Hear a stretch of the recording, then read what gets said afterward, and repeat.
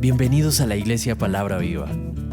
Nuestra misión es hacer discípulos por medio de la palabra, para que vivan y den la vida obedeciendo y enseñando la voluntad de Dios, que es Jesús.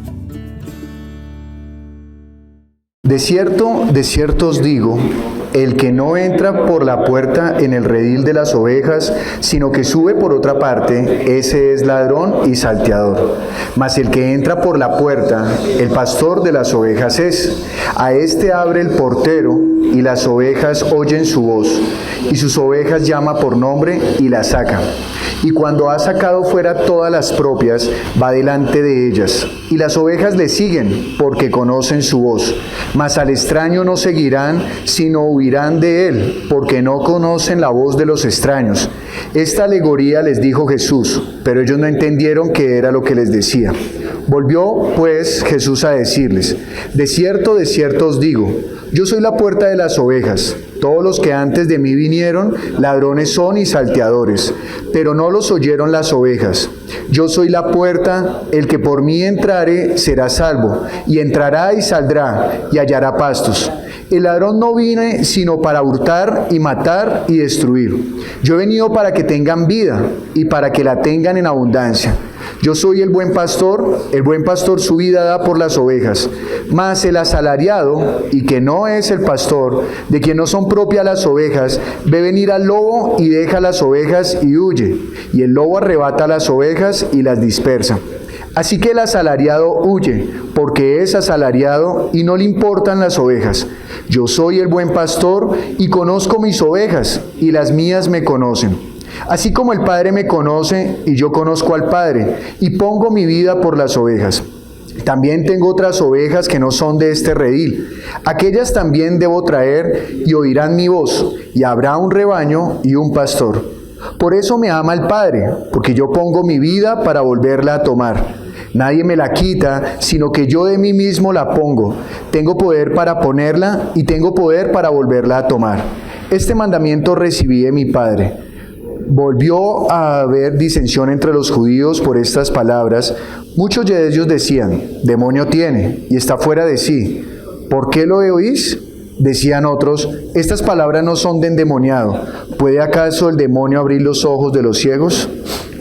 Padre, hoy te damos gracias, Señor, por permitirnos reunir en esta tarde. Te damos gracias por darnos la salud necesaria para que podamos estar aquí todos juntos, Señor, con un mismo deseo, con un mismo propósito. Y es que nosotros al presentarnos delante tuyo como obreros, podamos, Padre, reconocerte a ti como nuestro Señor y nosotros estemos dispuestos a hacer lo que tú mandas, Dios. Tú has llenado nuestras manos de responsabilidad, nos has entregado almas para que nosotros las llevemos y las acerquemos a ti. Nos has encomendado, Señor, tu esposa, tu amada, Señor, de la cual nosotros mismos hacemos parte. Y nosotros con respeto queremos hacerlo. Así que como tú eres el Maestro y te pedimos, enséñanos. Ayúdanos a poder comprender la Escritura, no solamente para poderla expresar a los demás, sino que al leer la palabra podamos encontrar, Señor, tu mandato. Y ese mandato que es de vida nos guiará para seguir haciendo tu obra. Ayúdanos, por favor, Señor. Ayúdanos que cada tarde que abramos acá la Escritura podamos reconocer tus palabras, que tus palabras nos guíen, que tus palabras nos enseñen, que tus palabras nos pastoreen. Hoy te lo pedimos en el nombre de Jesús, para que nosotros podamos hacer la obra bien.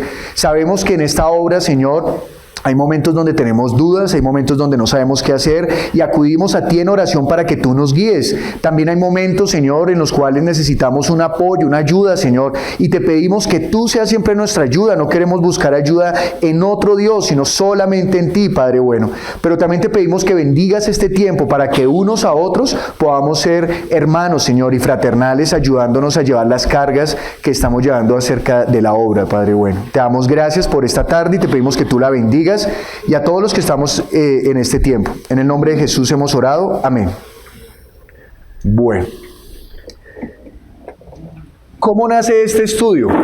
Este estudio nace de un momento en el cual yo me doy cuenta que cuando estoy predicando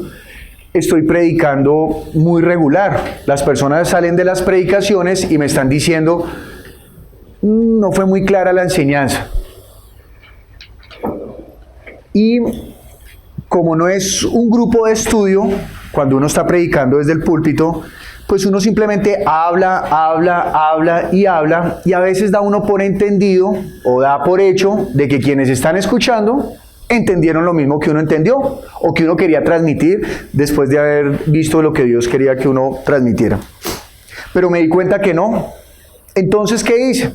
Primero hice un primer ejercicio y fue abrir un grupo de estudio de niños. Y lo que hice fue, la enseñanza que iba a dar los domingos, se la daba a los niños. Y al finalizar, si ellos entendían, yo decía, la tengo lista. Y esto redundó en que cuando comencé a hacer ese ejercicio, pues la iglesia ya comenzó a decir, ¡oh, tan chévere! Ahora está enseñando mejor, más sencillo, más fácil. Entonces, yo me di cuenta que sí estaba funcionando.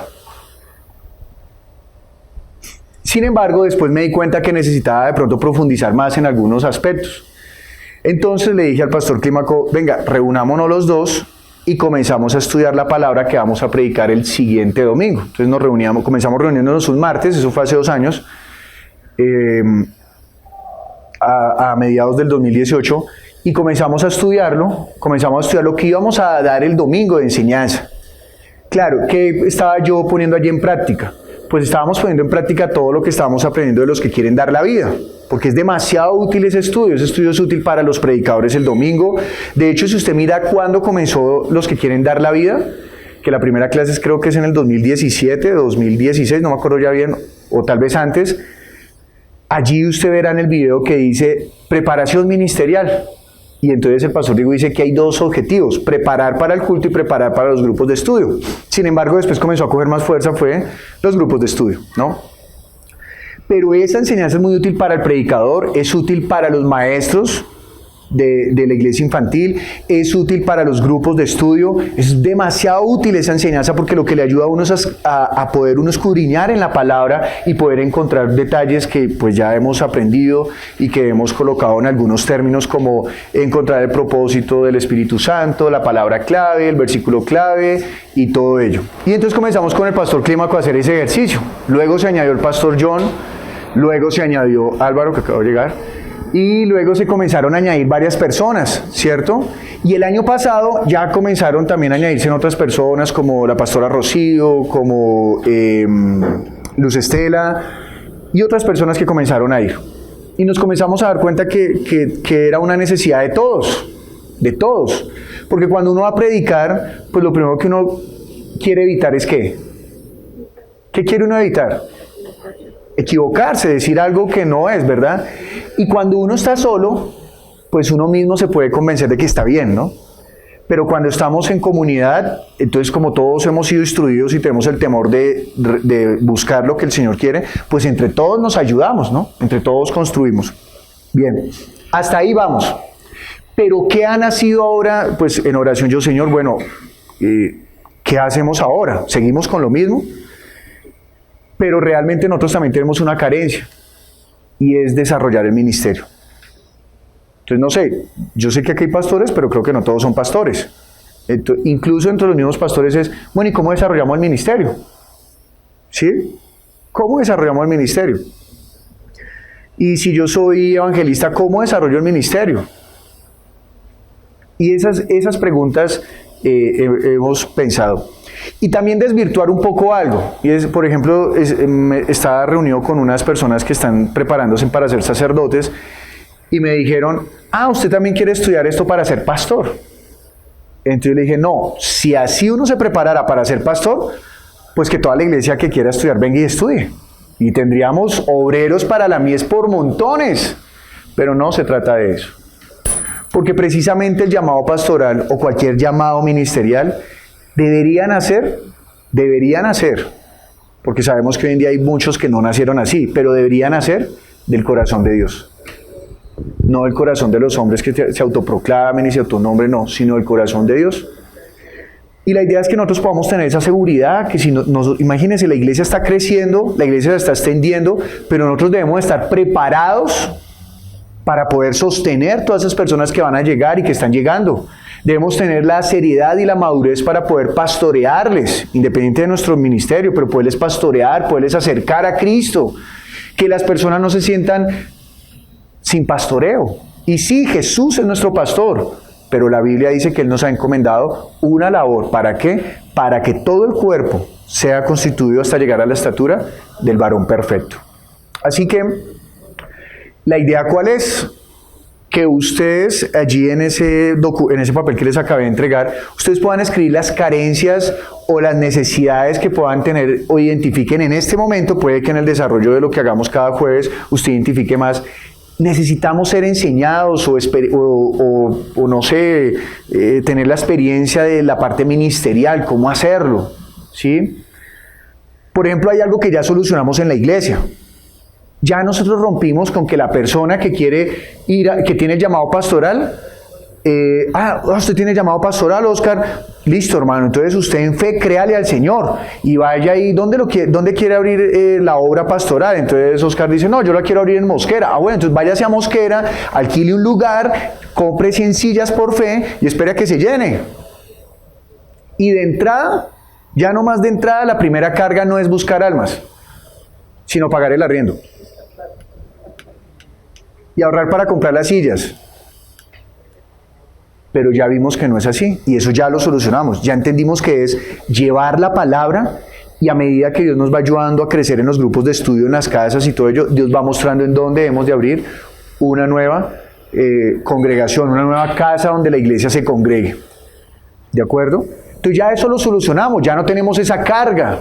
Y ya aprendimos que entonces la iglesia crecerá sustentándose a sí misma, la iglesia crecerá brindando los recursos para sí misma, porque será la misma iglesia la que levantará la iglesia. Entonces ya eso fue algo solucionado, que en algún momento fue carga para algunos, pero ya hoy ya lo solucionamos y ya sabemos cómo debería comenzar la iglesia y que así lo dice la Biblia, así lo muestra la Biblia. Así que por favor tómense, no sé, 5 minutos en la hoja, se pueden cortar la hoja por la mitad, háganlo en ello. Los que están viendo este video, yo les pido el favor que escriban a palabrasimportantes@gmail.com. Allí ustedes escriben contestando esta pregunta: ¿qué carencias tiene usted o ha visto que tiene la persona que está... No, ¿qué carencias tiene usted como ministro, como administrador de la obra, desempeñando la obra que Dios le ha encomendado? ¿Qué carencias tiene? Así que por favor, tómese el tiempo para poderlo contestar. Para comenzar, vamos a hacer una pequeña diferencia.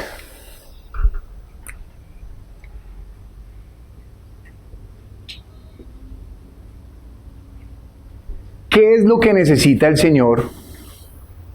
¿O qué demanda el Señor? ¿O qué nos enseña la Biblia que debemos hacer para ser salvos?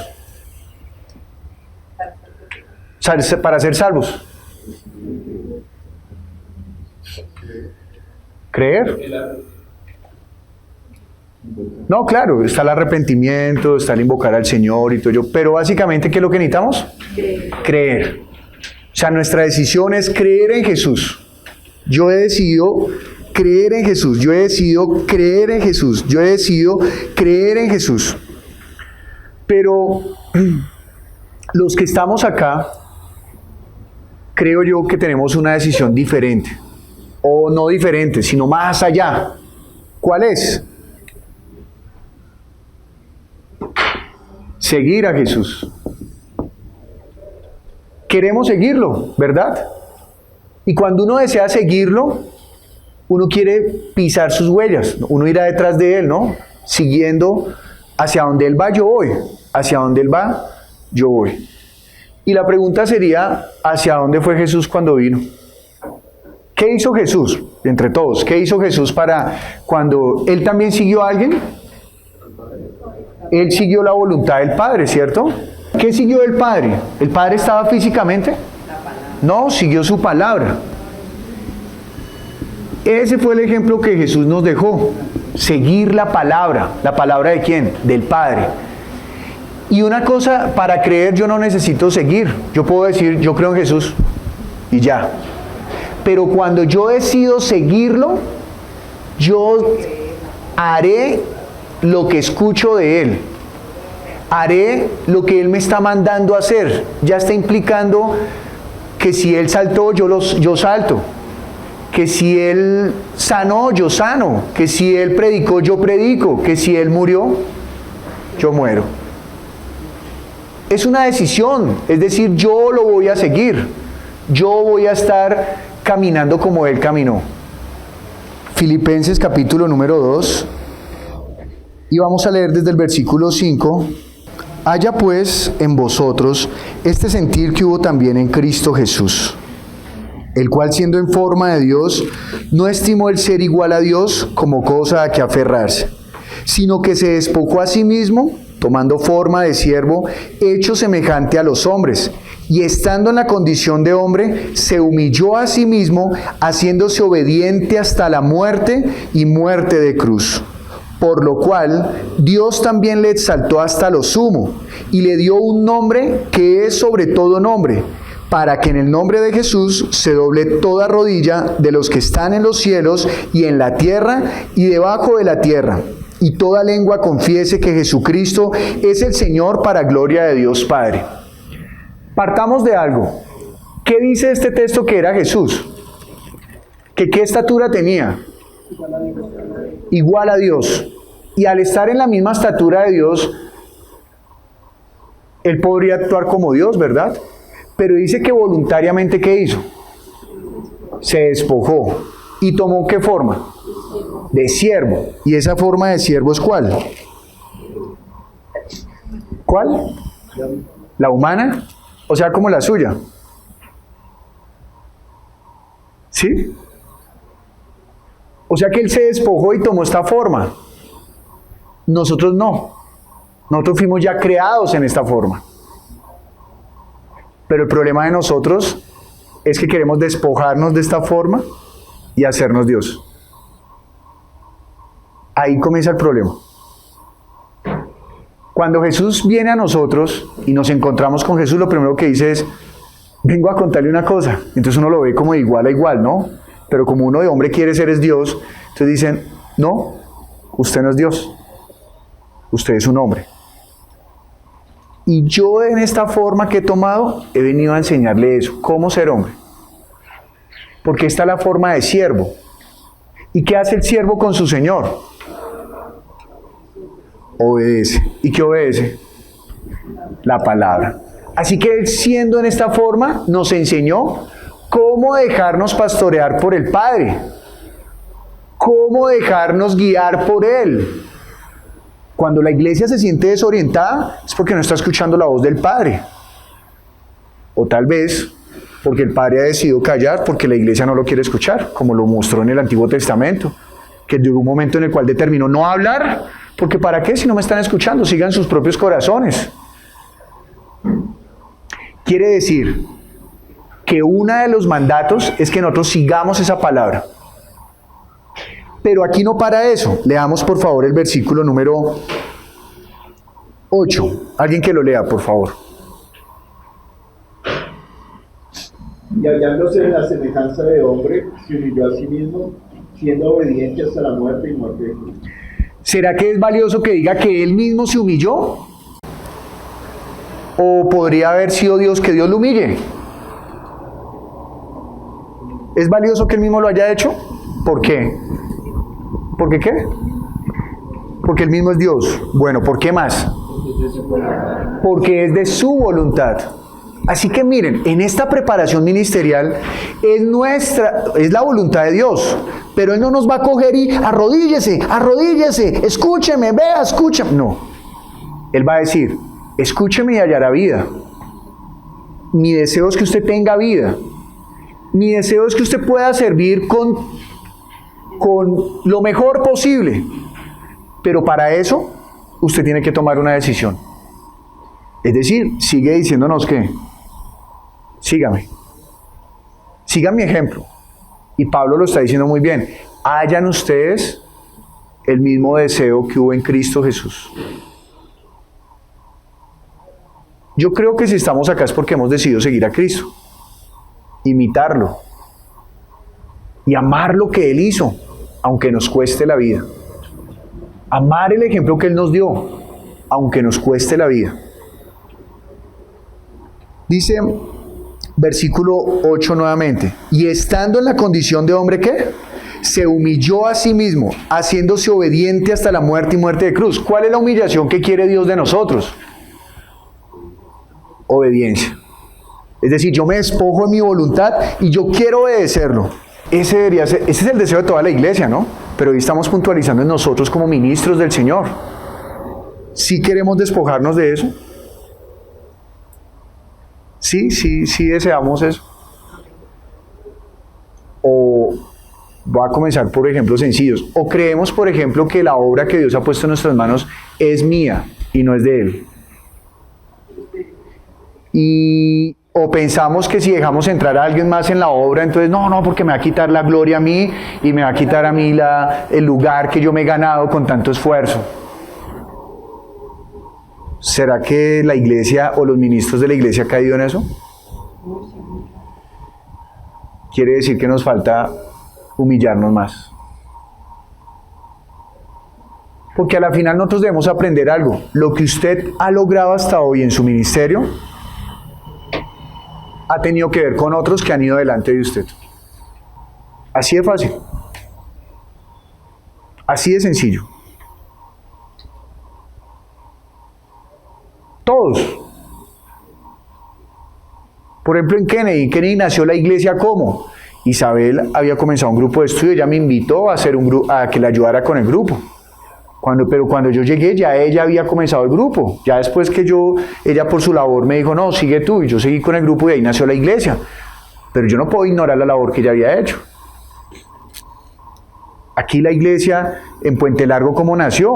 Pues nació también porque el pastor Diego un día decidió, bueno, vamos a comenzar la obra, y mucha gente que ya lo había conocido dijo, no, nos vamos para allá, ya había una labor antes.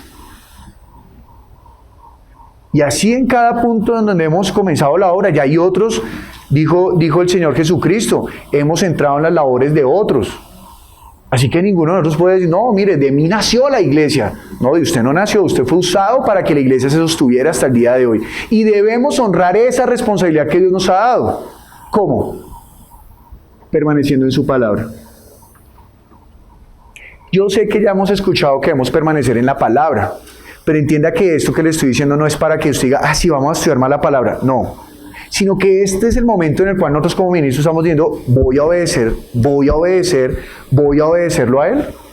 Porque si el que está administrando la iglesia no obedece el mandato de Dios, ¿quién va a terminar lastimado? La iglesia. Entonces por eso está en nosotros el afán de cuando prediquemos o cuando estemos pastoreando o cuando estemos administrando la iglesia, hacerlo como conforme al mandato de Dios. Para que cuando Él venga nos pueda decir, nosotros nos paremos así, Él diga, siervo inútil, muy bien, nosotros, sí, lo hicimos bien, ¿cierto? Y entonces dice, versículo 9, otra persona que lo lea, por favor.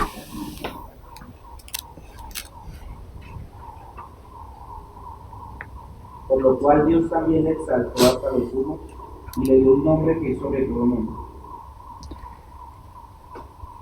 Entre más nos hagamos pequeños, más Él nos exaltará. En Mateo, ¿cómo lo dirá el Señor Jesús?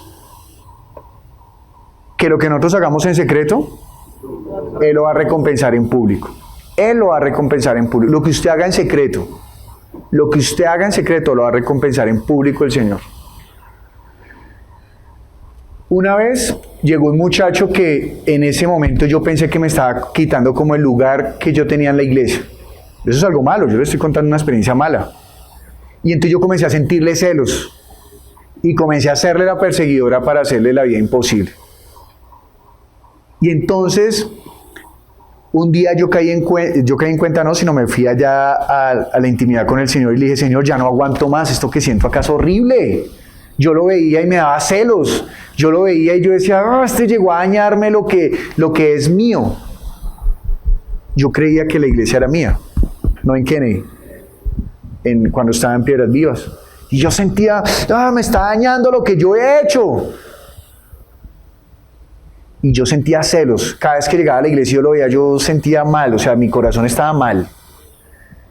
Y entonces yo iba, Señor, ayúdame, quítalo. Yo le decía, quítalo, mándalo para otra obra, porque vino acá, quítalo. Pero yo pensé que yo estaba bien, pero yo estaba celoso de eso. Y las personas que yo estaba enseñando y que estaba discipulando y los que tenían los grupos en las casas, comenzaron a acercarse a él, porque claro, yo siempre he sido como un poco así, como serio, como ensimismado, como sí, y él era todo, ¡ay, qué más! Y que no sé qué, y yo, uy, me da rabia que todos llegaban y lo saludaban, y yo, ¡ah! Se está ganando el corazón de la gente, y yo era, pero unos celos enormes, y entonces yo ya comencé a llegar al servicio, no con la misma gana, y comencé a pensar que todos a los que yo les había enseñado, eran unos malvados conmigo, desagradecidos, ingratos. Yo eso lo pensaba. Y yo seguía yendo a la comunión con el Señor y le decía, Señor, llévatelo para otra congregación, hay más congregaciones donde lo necesitan, llévatelo. Eso fue algo durante meses, eso no fue una semanita ni 3 días, yo sentía eso. Y entonces un día en la intimidad con el Señor, recordé que Él decía, estas son mis ovejas, y yo. Pero es una palabra que siempre, usted no lo sabe, que la iglesia es del Señor. Pero aunque yo lo sabía, mi corazón, ¿cómo estaba? Engañado. ¿Qué no estaba haciendo? Aunque lo sabía, no estaba obedeciendo su palabra. ¿Entienden el error en el cual podemos caer fácilmente? ¿Cuánta palabra sabe usted? ¿Cuántos textos ya se sabe? ¿Cuánto conoce la Biblia? De seguro mucho. Pero hay una diferencia entre conocerla, identificar y que usted sepa mucho, y otra cosa es que usted obedezca la palabra. Y si nosotros queremos enseñarle a la iglesia que obedezca la palabra, los primeros que debemos obedecer la palabra seremos los que Dios ha puesto a administrar la iglesia. No podemos pasar por alto eso. No podemos. Nos vamos a equivocar y vamos a pastorear muy mal. Si nosotros nos hacemos pequeños, Dios nos va a engrandecer allá en el reino de los cielos. ¿Cómo nos va a engrandecer? Bien, siervo inútil. Y la Biblia dice que si nos dice siervo inútil es porque cumplimos lo que deberíamos haber hecho. No se sienta mal, no diga, ay, no me trate de inútil. No, Jesús lo dijo. Que si cumplíamos con la labor que debíamos hacer, nos llamará siervo inútil. ¿Sí? Entonces, nosotros no le daremos fuerza a la iglesia con nuestra fuerza, sino le daremos fuerza a la iglesia haciéndonos obedientes a Dios, y la iglesia aprenderá de eso. La iglesia es como el hijo en la casa. No es más lo que aprende viendo que lo que está escuchando. ¿Me hago entender? Si por ejemplo Camilo tiene en su corazón pastorear unas personas y las personas ven que Camilo da la vida por las personas, va a decir, oiga, qué chévere, eso es ser cristiano. Pero si Camilo dice, no, es que la iglesia debemos ser unidos y todo eso, pero Camilo es no sé, muy solitario, individual y todo eso, pues dicen, pero él dice una cosa, pero hace otra. Ellos van a aprender más de qué, de lo que nosotros hacemos. Jesús nos enseñó algo, dijo, no me juzguen por lo que yo les vaya a decir en este momento, juzguen por lo que ya han visto que hice y por lo que ya han oído que yo he dicho, porque yo no he actuado por mi propia voluntad, ni he hablado por mi propia cuenta, sino que ustedes mismos juzguen. El que es de Dios se dará cuenta que la palabra que yo traigo es de Dios. Y esa es la diferencia entre nosotros. Nosotros ya no solamente creemos en Jesús, sino que hemos decidido ¿qué? Seguirlo.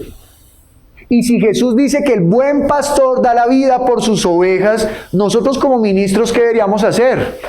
Pues dar la vida por las ovejas.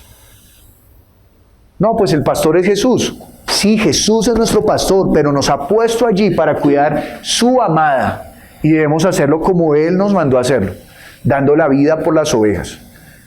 No ser asalariados. Entonces, 2 cosas debemos entender. Con esto concluyo esta parte introductoria. 1, el pastorado no se forma por lo mucho que usted sepa. No. Eso, si usted sabe mucho, eso lo convierte a usted en una persona que sabe mucho. ¿Ya? Eso es. Y el pastorado se vive. El pastorado no es un título que le pusieron a uno, el pastorado se vive. Es una vivencia. Es algo que se es. No es algo que se hace en determinado momento, es algo que se es. Y usted puede estar pastoreando sin necesidad de que sea un pastor. Puede estar pastoreando. Felipe era un diácono de la iglesia y mientras llegaron los discípulos, los apóstoles para orar por las personas para que recibieran el Espíritu Santo, o para ver lo que había ocurrido allí en Samaria, él estaba en ese momento enseñándole a la iglesia y pastoreándola, guiándola. Timoteo, en algunos momentos de la Escritura nos damos cuenta que está administrando una obra o varias obras y él está allí, pero él está allí también cuidando la grey y está preparando a otros. Y los apóstoles, mientras estaban en una congregación, pastoreaban porque estaban ejerciendo ello. Pero Jesús, cuando vio al pueblo y tuvo misericordia, dijo que a mi pueblo está como oveja sin pastor, que dijo: clamen al Señor de la mies, porque la mies es mucha y los obreros son pocos. Y en este momento le puedo decir eso: la mies es mucha. Mire, usted no se imagina en este momento cuántas nuevas obras se están preparando para nacer en este año. Y yo le pido al Señor que todas den fruto. Pero para eso necesitamos tener hombros, obreros, que estén dispuestos a llevar, pero dispuestos a llevarlo. No gente que diga: ay, sí, yo quiero ir, yo quiero ir. Y a la tercera ida: gracias por la invitación, fue muy bonito, muy chévere. No, sino gente que ame tanto las almas que le duela. Esas ovejas necesitan pastor. Yo quiero estar allá. Y no gente que le da carga por ir allá donde están las ovejas. Ay, no. Entonces, por ejemplo, en el caso de Luz Estela y de Oscar, ustedes que están con el grupo de mujeres y de hombres, esa gente necesita ser también, Dios les ha permitido a ustedes eso para que los pastoreen. ¿Y cómo desarrollar ello? La escuela dominical o la iglesia infantil necesita que los que están allí al frente tengan un corazón de pastor para esos niños.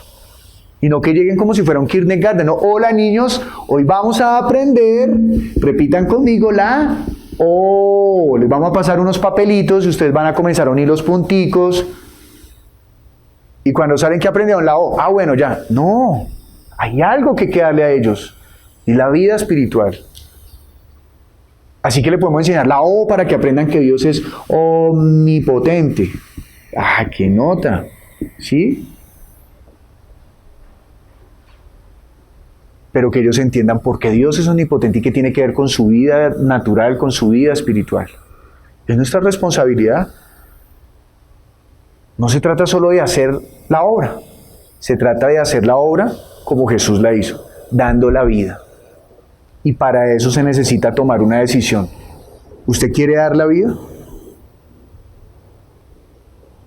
Este año aprendí algo. Yo tengo un problema y es que yo a veces me distraigo muy fácil. Entonces mi tiempo no me rinde. Porque me distraigo. Gracias a Dios me rinde mucho cuando estoy con mi esposa. Porque ella así comienza: ¿qué está haciendo? Yo ya vuelvo. Me rinde mucho, ¿no? Me rinde mucho. Cuando estoy con ella o estoy con otras personas. Por ejemplo, para preparar la prédica yo prefiero prepararla acompañado porque me rinde mucho y es mucho lo que fluye. Ahora vamos a hacer un ejercicio y se dar cuenta.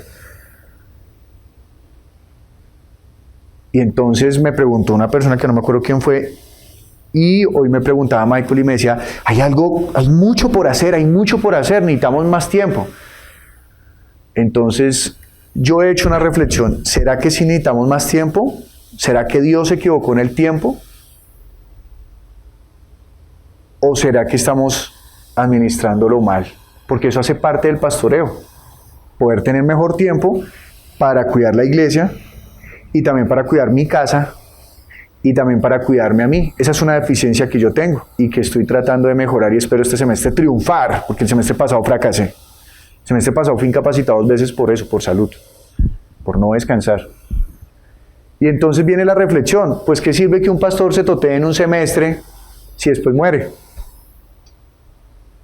Bueno, este semestre di la vida y murió. Y resulta que no dio la vida. Se la pasó fue desperdiciando el tiempo. ¿Sí? No. En cambio, qué bueno si el pastor administra muy bien su tiempo, administra su salud, administra su casa y dura pastoreando 50 años, 70 años. ¿Cuántos años tienes, Oscar? Bueno, imagínese pastoreando 88 años. ¿Sí? ¿Cuántos años tienes, Michael? 31, imagínese pastoreando 69 años. ¿Ah? No le pregunto a las mujeres porque todas hicieron, y no va a preguntar la edad. Pero imagínese, Pero no, yo pastoreé 6 meses. ¿Y qué pasó? No, pues es que estoy ya aquí descansando porque morí hace 1 año. No, pues triste. Es un ejemplo. No van a pensar que estoy enseñando algo raro. No. Es un ejemplo. Si necesitamos los obreros, pues necesitamos que los obreros también se cuiden. Pero sin dejar de hacer la obra, sin irnos al otro extremo, ¿no? Entonces se vuelven todos perezosos. ¿Y qué está haciendo? No, descansando porque la obra me necesita. Pero ya no está haciendo la obra, ¿no? Entonces no. Vamos a ver una manera que hemos venido trabajando, pero nos vamos a nutrir también con lo que usted escribió, ¿de acuerdo? Para de hoy en 8 poder elaborar como un temario, que ustedes sepan lo que vamos a trabajar, pero sí necesitamos trabajar y fortalecer los ministerios. Necesitamos fortalecer los ministerios. Porque es cierto, el pastorado nace porque la iglesia reconoce al pastor, pero a veces el pastor, aunque es reconocido ya por la iglesia y Dios también lo respalda, dice, bueno, ¿y qué más hago, no? Entonces, chévere si podemos tener una instrucción a partir de la experiencia de todos que hemos tenido y podernos nutrir, podernos ayudar, podernos fortalecer unos a otros. Vamos a dirigirnos a Juan 2, Juan capítulo 2, versículo 13 al 22.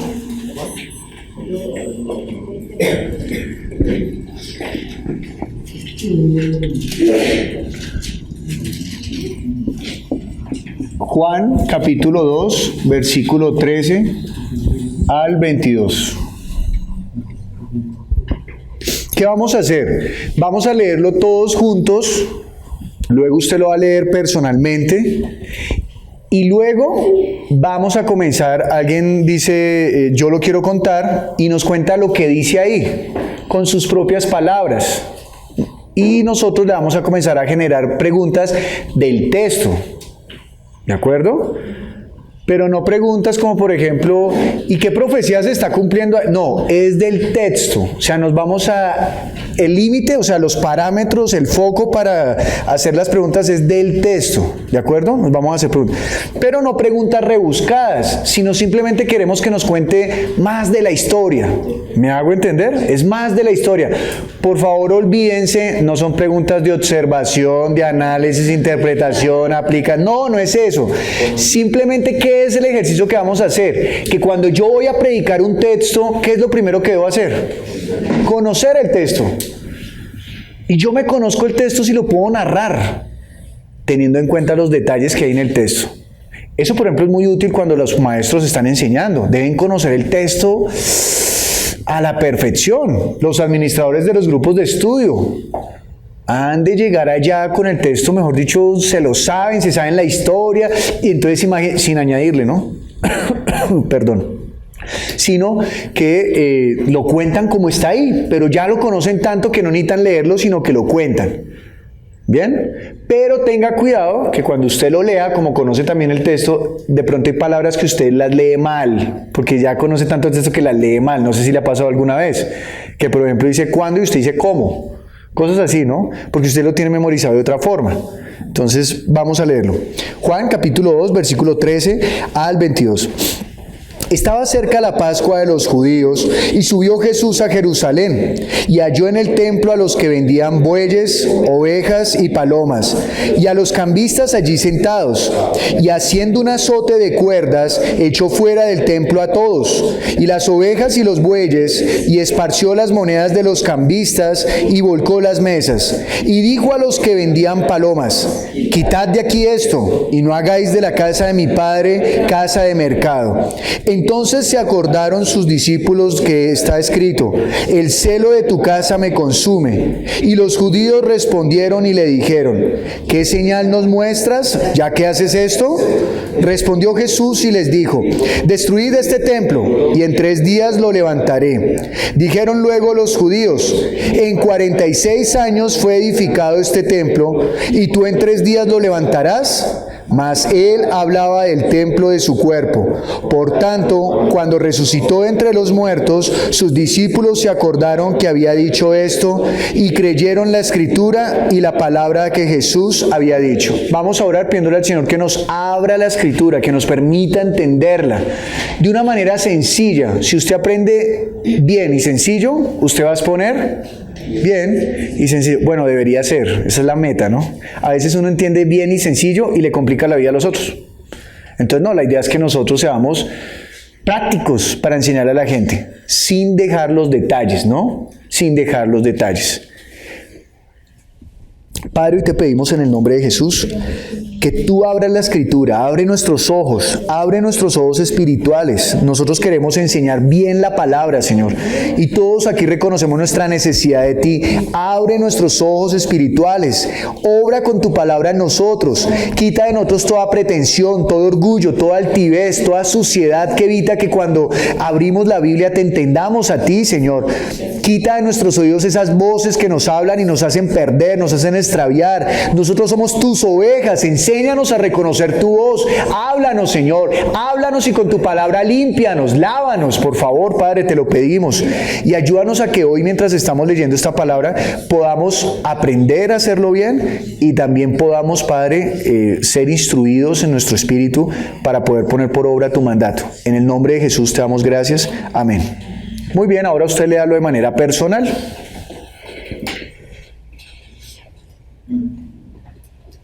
Listo.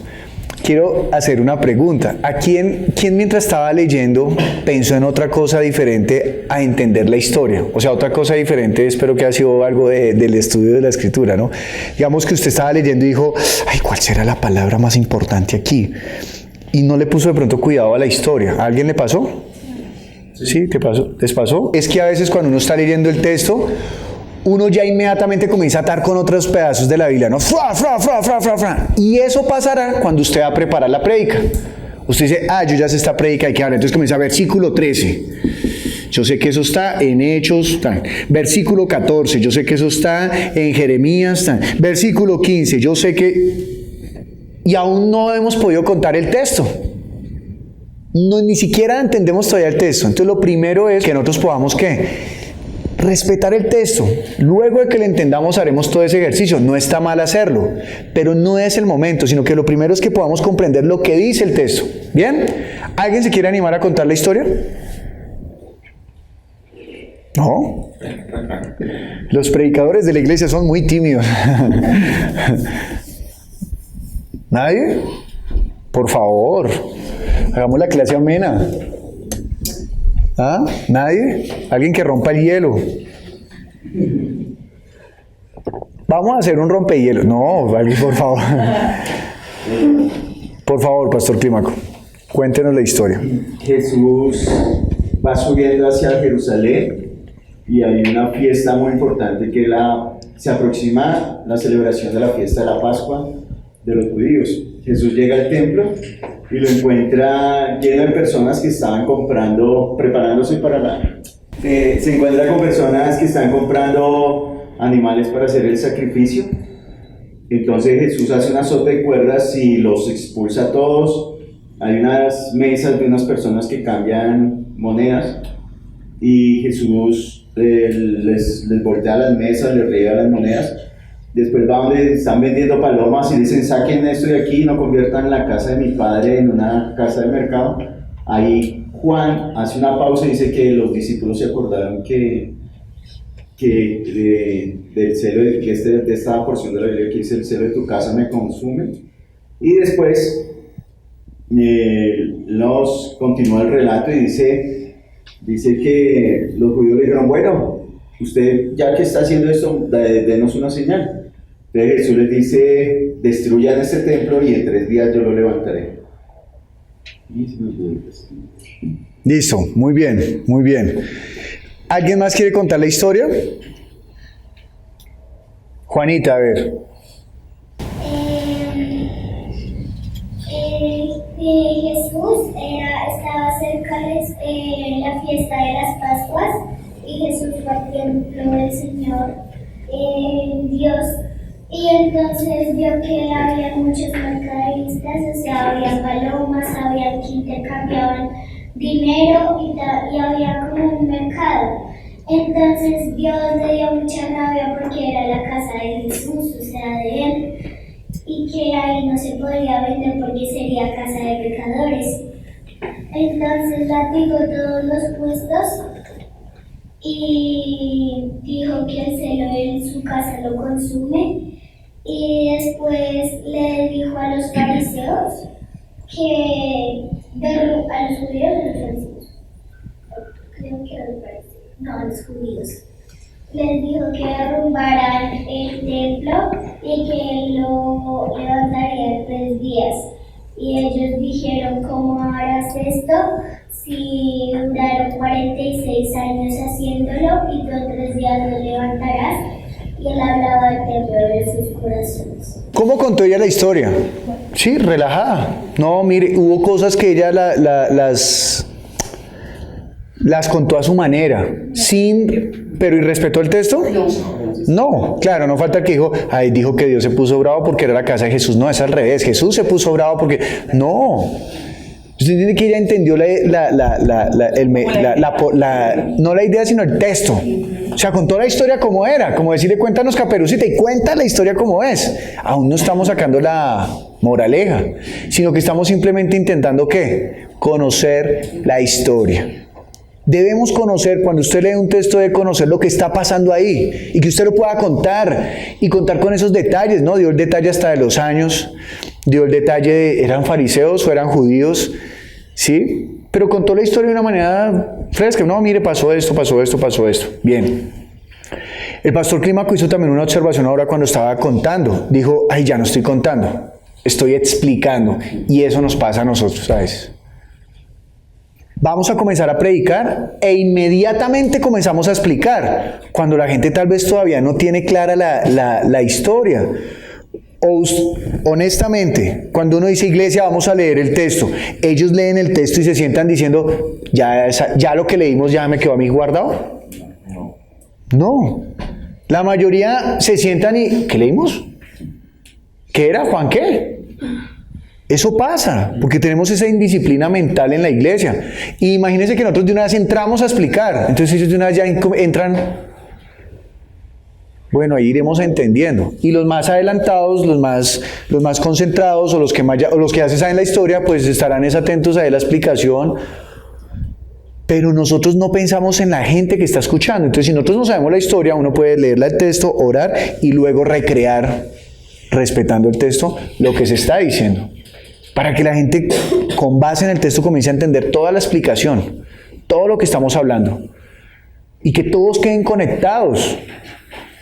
Porque nosotros terminamos la predicación y se acerca, no sé, digamos que terminó de predicar la pastora Rocío y se acerca Michael, se acerca Yesenia, se acerca Luz Estela y se acerca Vanessa y le dice, qué buena palabra. Y uno se va a parar y dice, ay, fue buena la palabra, gracias Señor por haberme usado. Pero ¿y qué tal si le preguntamos a los nuevitos, a los que no saben nada de la palabra y llegaron y escucharon? Yo entendí que no hay que vender monedas, no hay que cambiar nada en el templo. ¿Y usted qué entendió? No, yo entendí que el templo de Jerusalén iba a ser destruido y Jesús lo iba a levantar en 3 días. Ok. ¿Y usted qué entendió? Y eso nos pasa.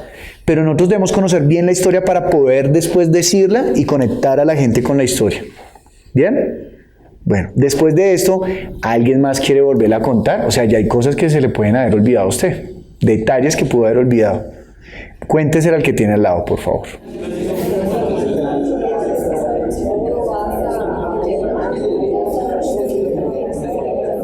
Ahora vamos a hacer lo siguiente. Ahí con la persona que usted trabajó, vamos a identificar cómo usted dividiría esa historia. ¿Sí? ¿Cómo la dividiría? Por ejemplo, si usted narrara la historia de su día de hoy, pues por ejemplo, si yo la narraría en las siguientes secciones. Yo diría, primera parte, entonces yo la oración de madrugada, entonces contaré toda la experiencia que tuve para la oración de madrugada, y llegué a la casa. Segunda parte, desayuno con mi esposa. Y allí lo que hablamos, lo que compartimos y todo ello, ¿sí? Y hasta cuando la llevé al jardín, y ahí. ¿Sí? Ok. Tercera parte, la universidad. Cuarta parte, compartiendo con mi mamá.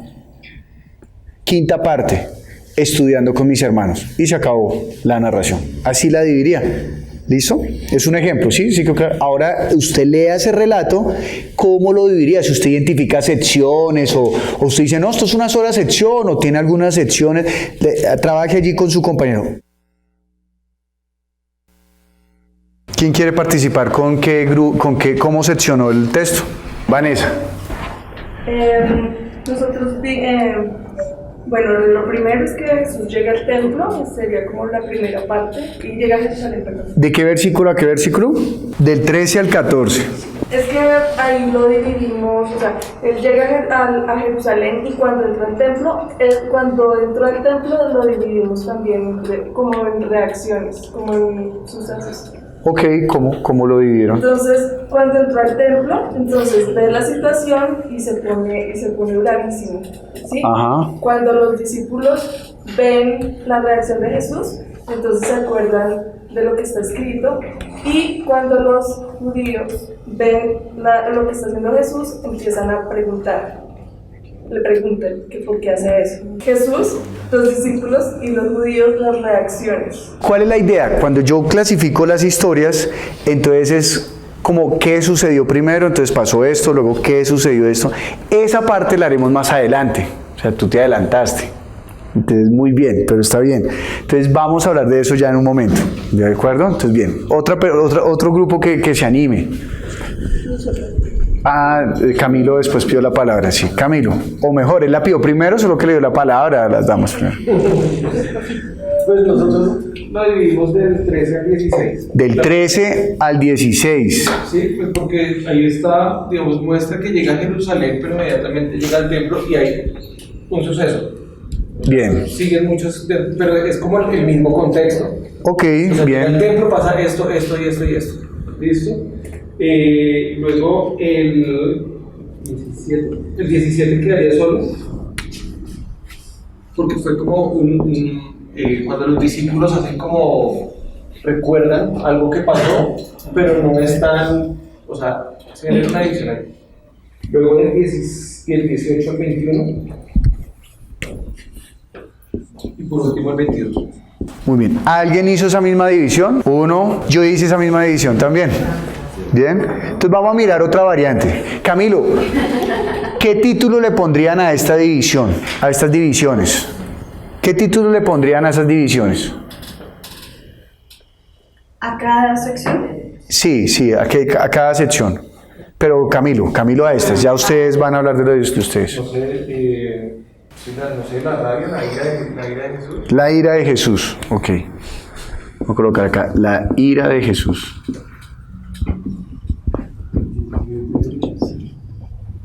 $17.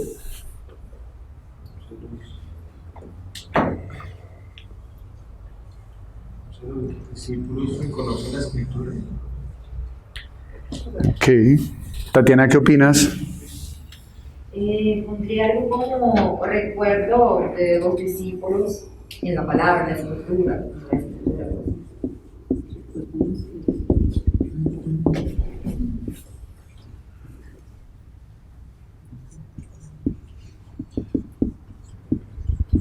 Bueno. Del 18 al 21.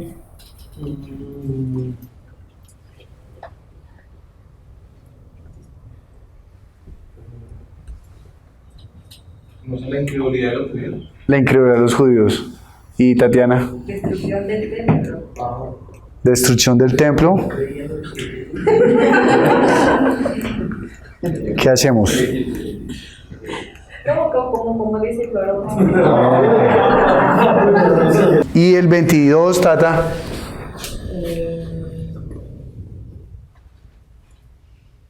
El cuerpo de Jesús. El cuerpo de Jesús. Ok. En este ejercicio de cómo usted le llamaría a cada sección, va a brotar algo que cuando veamos en un momento qué brota, ¡ay! Tan chévere. Bueno, a mí me parece muy chévere. Yo espero usted pueda disfrutar y no diga, valiente cosa. No, sino que usted también lo pueda disfrutar. Bueno, vamos a ver los que también tuvieron esta misma división. Entonces, ¿ustedes dos también tuvieron la misma división? No. ¿Quién más fue? Bueno, entonces, por favor, Pastor John o Sandra tuvieron la misma división. ¿Concuerdan con esos títulos o cambiarían algo? Purificación. Ok. En la segunda, memoria de la escritura. Bien. Tercera. La pregunta sería, ¿qué señal nos muestras?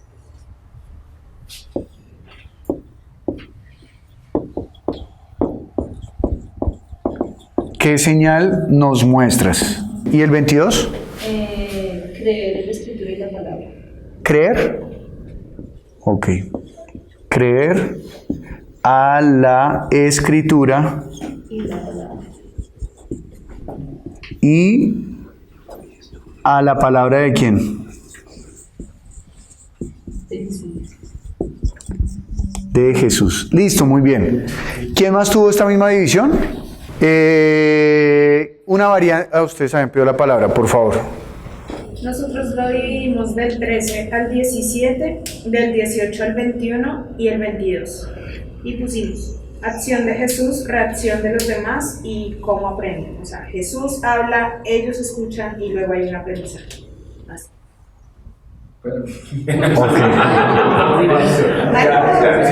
No me pregunte más, ya le. Ok, bueno, muy bien. Entonces voy a colocarlo aquí abajo. Ahora sí. Lo bueno es que Paola va mandando la Paola habla y yo le escribo. 13 al 17, entonces, ¿qué es? La acción de Jesús. La acción de Jesús. Qué dulce. Muy bien. La acción de Jesús. Bien. Del 18 al 21. La reacción de los presentes. Reacción de los presentes. Muy bien. Y el 22. El aprendizaje después de la vida. El aprendizaje. Ok, listo. Entonces tú decías que lo primero era ¿qué? El primero es la acción. Acción, reacción. Acción, reacción y aprendizaje. Listo, muy bien. Cuando nosotros hacemos las divisiones, si nosotros le colocamos, ya le colocamos esto, ¿no? Pero algunos ya lo habían puesto por el ejercicio que habíamos hecho en anteriores oportunidades, pero ahora lo vamos a hacer todos. Usted escriba una oración que identifique la división. Una oración que resuma lo que dice allí. Una oración que simplifique lo que dice allí. Pero antes de eso, un momento antes de eso, vamos a ponernos de acuerdo. ¿Quién tiene otra división diferente a estas dos? Ok, entonces, Pastor Jacqueline o Oscar, cualquiera de los dos, por favor. Pastor, nosotros dividimos, o sea, el primer, hicimos 5 divisiones. La primera, el versículo 13 solo. Lo colocamos como una introducción y una ubicación, como en el espacio. Como una introducción. Y ubicación. Listo. ¿Cómo le llamarían a esa introducción? Versículo 13. ¿Cómo le llamarían? No, pues bueno, introducción. Listo. ¿Qué más? La segunda división, del versículo 14 al 16. Sí. Le colocaríamos acción de Jesús. O sea que coinciden con esto, acción de Jesús. Reacción de Jesús. Listo. El versículo 17 lo dejamos solo y ahí los discípulos recuerdan las escrituras. Muy bien, entonces concuerdan con este, ¿sí? El versículo de otra sección sería del 18 al 20, que Jesús se confronta con los judíos. La confrontación. Sí. Ok. La quinta sección del 21 al 22, donde Jesús habla sobre la resurrección. La resurrección. Listo, perfecto. Muy bien, vamos a dejar hasta ahí las divisiones diferentes. Entonces, pues para que todos trabajemos a una sola, como yo veo que a esta sí, o sea, que varios que hubo en común esta primera, vamos a dejar esa para hoy trabajar. ¿Les parece bien? Sí, vamos a, por ejemplo, en esta me parece chévere porque ellos identificaron una introducción, Pero después dicen, no, pero Jesús reaccionó, ¿verdad? Y en esta está hablando acerca de la ira de Jesús. De pronto no separaron la introducción, sino que dejaron allí toda la reacción de Jesús, ¿no? Que fue airada, que fue, creo que no estaría bien decir que fue violenta, pero sí fue una reacción fuerte, ¿no? Llena de celo. Muy bien. Entonces vamos a trabajar con esta primera sección que hicimos. ¿Les parece bien? Señor. Yo vi que la forma puedo ver como tres formas de colocarle nombre a la pasada. Sí. Vi que los primeros fueron como ya de lo que estaba sucediendo, ya como casi la enseñanza, ¿no? Y la del grupo de Paola fue como no está hablando básicamente de nada, sino como acción, reacción y tal, ¿sabes? Agrupando. ¿Cómo? Como agrupando, hizo él. La que nosotros la hicimos como Jesús fue a Jerusalén, Jesús en el templo, como más gorda, como ni una ni la otra. Sí. ¿Cuál? Entonces ahora vamos a hacer ese ejercicio. Entonces, ¿cómo la vamos a hacer? ¿Cómo vamos a colocarle título o nombre a esto? ¿Qué es lo que vamos a hacer? Usted va a escribir una oración corta que resuma lo que pasó allí. Una oración corta. De toda esa sección. Entonces, ¿de cuáles secciones? Para que todos trabajemos las mismas. Vamos a trabajar la primera división que postuló Vanessa. ¿Si fue Vanessa? Sí. No. Oye, Juan, Camilo, perdón. Perdón, Camilo. Entonces ahora, ¿qué vamos a hacer? Con esta división, la primera división irá versículo 13 al 16, luego el versículo 17 solo, luego el versículo 18 al 21, versículo 18 al 21 y luego el versículo 22. ¿Qué vamos a colocar al frente de cada una de estas secciones? Una frase, una oración corta que me describa lo que está sucediendo allí.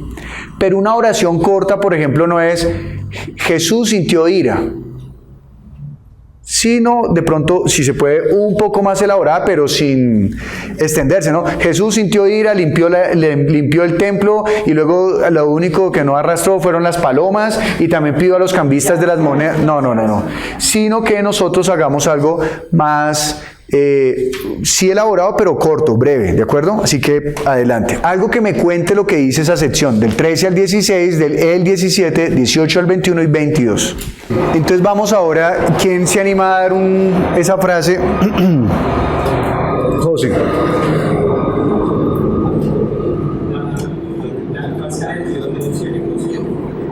¿La casa de Dios qué? La casa de Dios no se negocia. Ok, muy bien. Entonces ahora vamos a trabajar con estos ejercicios. ¿Por qué la casa de Dios? ¿Por qué esa parte de la frase?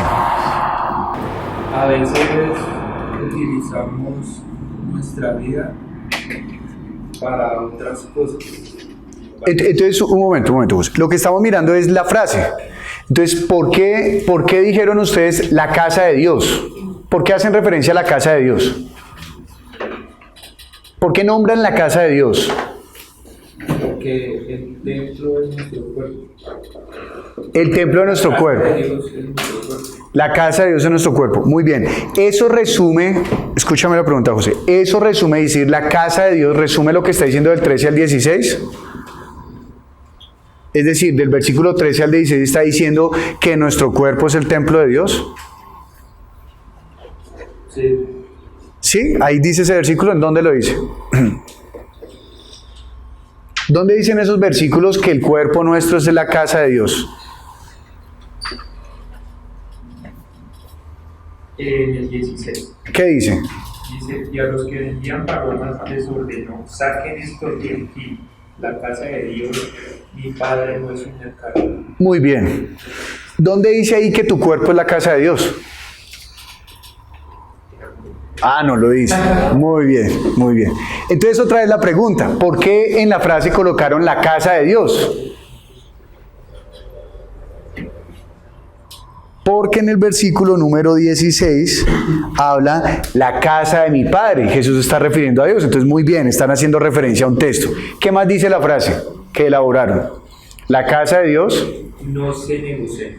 No se negocia. Listo. ¿Dónde en el texto dice que la casa de Dios estaba negociando? Cuando estaban los cambistas y vendiendo cosas.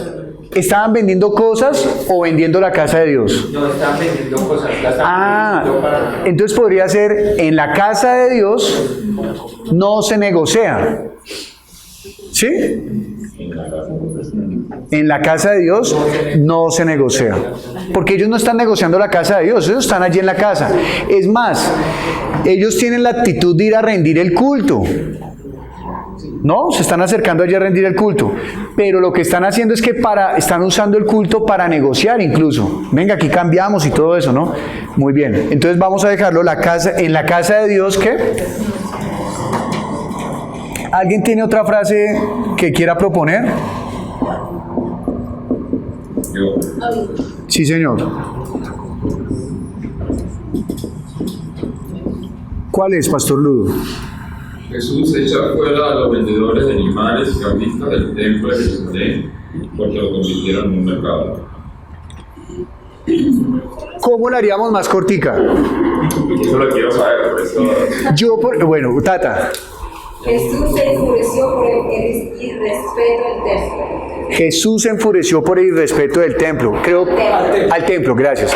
Ese creo que resumiría lo que estás diciendo. Digamos que haciendo a un lado el detalle de los animales y todo ello, ¿no? Pero está hablando de lo mismo. Jesús se enfureció. ¿Cómo fue? Por el irrespeto al templo. Por el irrespeto al templo, muy bien. ¿Alguien más? Jesús echa a los mercaderes del templo. Jesús echa a los mercadores del templo. Ok. ¿Qué le faltaría a esa frase?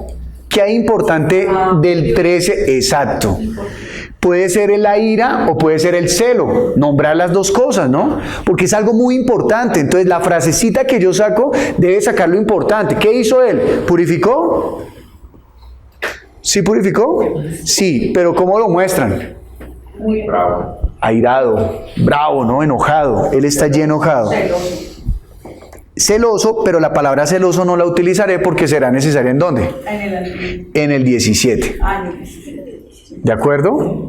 Muy bien. Entonces vamos a dejar para resumir, cuando esto que voy a borrar esto, pero no es porque esté mal, sino porque estamos buscando la mejor frase. ¿De acuerdo? Entonces vamos a dejar la de Tatiana. ¿Cómo fue, Tata? Jesús se enfureció por el irrespeto al templo. Jesús se enfureció por el irrespeto al templo. Muy bien, versículo 17. Por favor. Dice, los discípulos recuerdan una palabra de la Escritura que relacionan con la actitud de Jesús. Eso está casi más largo que el mismo versículo 17. ¿Cómo lo resumirías, Luz Estela? ¿Qué es lo importante del versículo 17?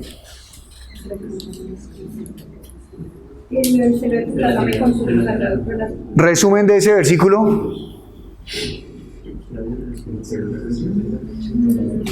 Recordar la Escritura.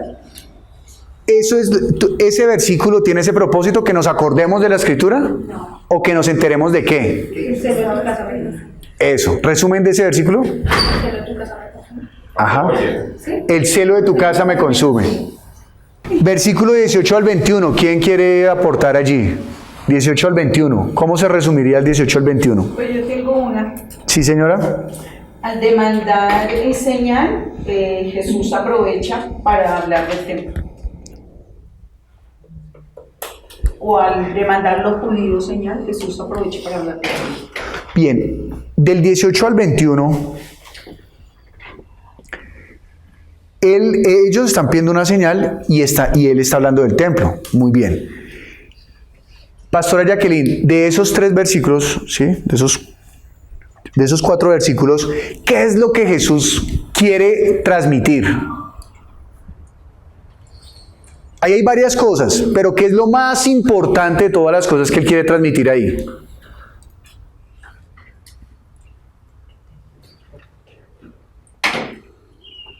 Pero es que está hablando de eso, claro que está en el versículo 22, pero ahí está hablando de él, como de la muerte y la resurrección, de la destrucción del templo y que en 3 días lo levantaría. O sea, no tengo la idea. Lo más importante para mí es el versículo 19. ¿Por qué? Está resaltando. ¿Qué dice? El templo, porque dice, respondió Jesús y le dijo, destruí este templo Sí. y en 3 días lo levantaré. ¿Por qué es el más importante para ti? Porque está hablando algo espiritual, no físico. ¿Y qué es lo espiritual que está hablando? Del templo de él. De él. Muy bien. ¿Qué es lo más importante de esa porción? Nena, ¿qué vas a hacer? Yo creo que Jesús compara el templo con su cuerpo. Jesús compara el templo con su cuerpo. Eso es lo más importante. ¿Qué está diciendo? Denos una señal. Y él dice, este templo. Pero allí él está destacando algo. ¿Qué es?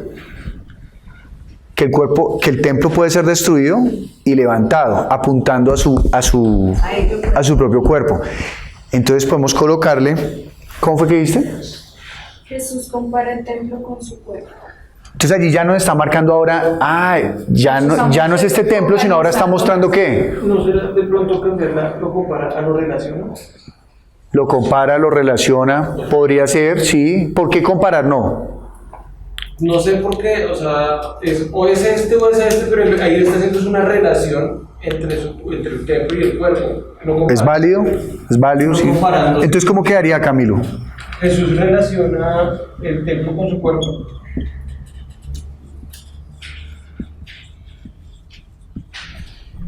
¿Jesús relaciona qué? Pues, la destrucción del templo. No se podría colocar igual el templo con su cuerpo.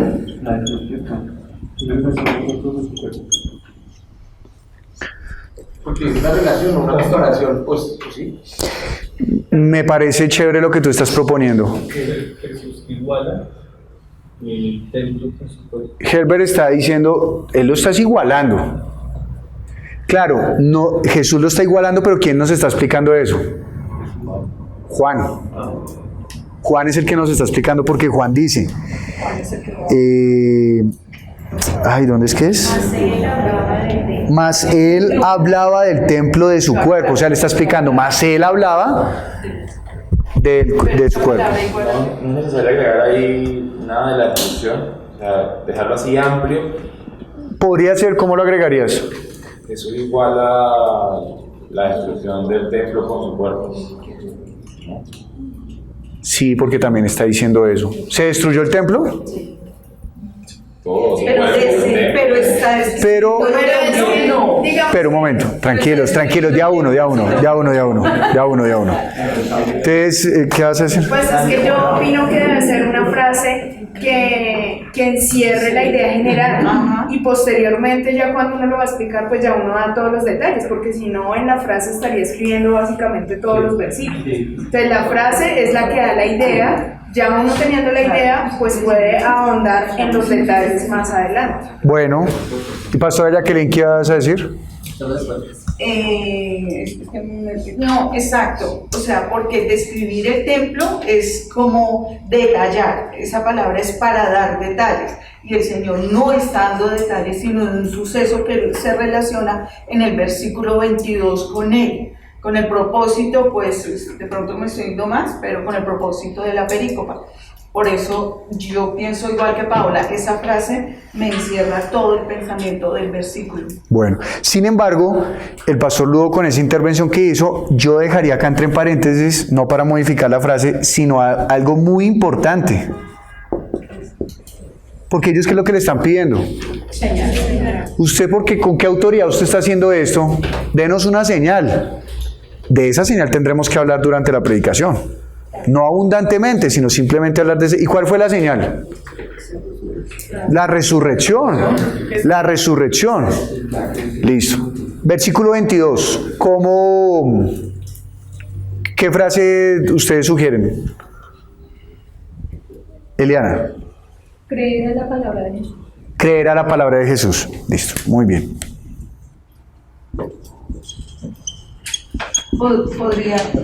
podríamos Señora. proponer otra vez. Claro que sí. Esto es entre todos, esto es constructivo. El cumplimiento de la palabra. El cumplimiento de la palabra. El cumplimiento de la palabra. De Jesús o el cumplimiento de las escrituras. El cumplimiento. Porque ahí se están cumpliendo las escrituras. ¿Cuándo? Y Jesús mismo lo dijo, destruiré, pero en 3 días. Entonces, muy bien. Está cumpliendo un salmo. Es el cumplimiento de las escrituras. Michael. ¿Hay una diferencia entre las escrituras y la palabra de Jesús? Claro que sí, claro que sí. Entonces vamos a dejarlo también en rojo. Habrá que dar una diferencia en qué? Entre las escrituras y la palabra de Jesús. Claro que sí, Michael, y muy bien por anotar eso. ¿Son iguales las palabras de Jesús a las escrituras? No, ahí no dice escrituras, dice escritura. Bueno, pero igual podemos colocar escrituras. Dice entonces, porque Jesús dijo, las escrituras hablan de mí. Está bien. Entonces, una cosa. Si la palabra de Jesús es diferente a las escrituras, Sí. ¿y las palabras de Jesús son diferentes a las de los testimonios que después escribieron? Sí. ¿No son diferentes? Sí. ¿Sí o no? A los testimonios, por ejemplo, el testimonio de Pedro, las cartas de Pedro, las cartas de Pablo, las cartas de Judas. Las palabras de Jesús son diferentes a las de ellos. Son diferentes. ¿Son diferentes en qué sentido? Ningún... ¿Señor? ¿Palabra de Dios? ¿Qué no es palabra de Jesús? Que no es palabra de Jesús, sí, evidentemente no es palabra de Jesús, pero que la palabra de Jesús que tiene más que cualquier otra palabra, más autoridad. Vanessa y Pastor John. Pues no te escribimos lo escrito y lo dicho por Jesús, es verdad. Y mete esto, muy bien. Mejor, perdón. Hay que creer, lo vamos a completar así, hay que creer en lo escrito y lo dicho por Jesús. ¿Está bien? Entonces, muy bien, chévere. Hay que creer en los ¿Señor? No te entendí. Sería como una reflexión, ¿no? Sí, pues es el resumen. ¿De qué habla ese versículo? De que hay que creer en la Escritura y lo dicho por Jesús. Y ahí estamos diferenciando las dos. ¿Sí? Muy bien. Claro que ese parece el resumen del versículo, ¿no? Sí. Y la aplicación. Escritura.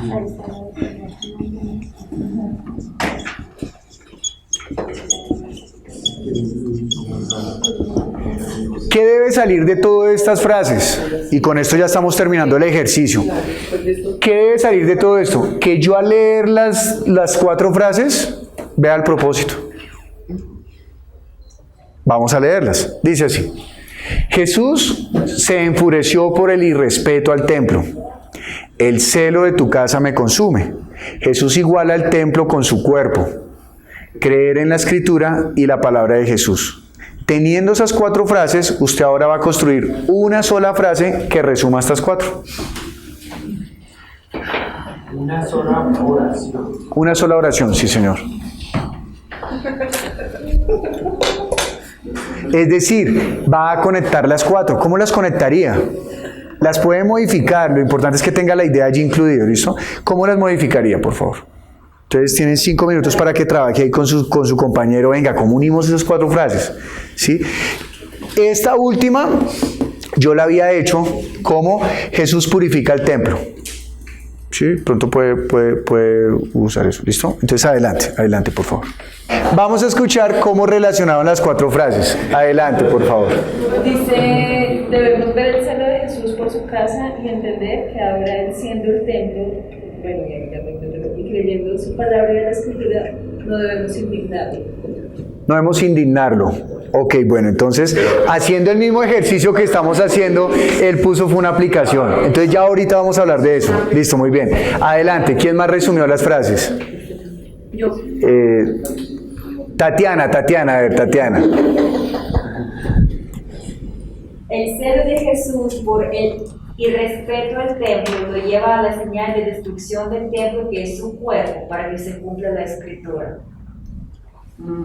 Me parece... Un templo, tesoraría un templo. Sí, pero no tesoraría un templo. Pero... Sí. Pero me parece que lo uniste muy bien. Perdón, ¿les parece que unió bien las 4 frases? Yo tengo otra frase. Otra vez, ya la escuchamos. Otra vez. El celo de Jesús por el irrespeto al templo lo lleva a la señal de destrucción del templo, que es su cuerpo, para que se cumpla la escritura. Bien, muy bien. Tocaron los 4 aspectos de las oraciones. Bien. Pastora Jacqueline. Nosotros la sacamos, pero nos faltó algo que tú tenías. Otro templo. ¿Qué es? Jesús purifica el templo, lo iguala con su cuerpo y al resucitar cumple las escrituras. Pero nos faltó dónde meter el celo. ¿Dónde metemos el celo? Entonces la oración que construyeron los dos quedó chévere. Muy bien, porque vinculó las 4. Con esa oración, permítanme la leer para que la puedan escuchar los que están. ¿No podemos escuchar otras oraciones de otros? Claro, sí, señor, ya.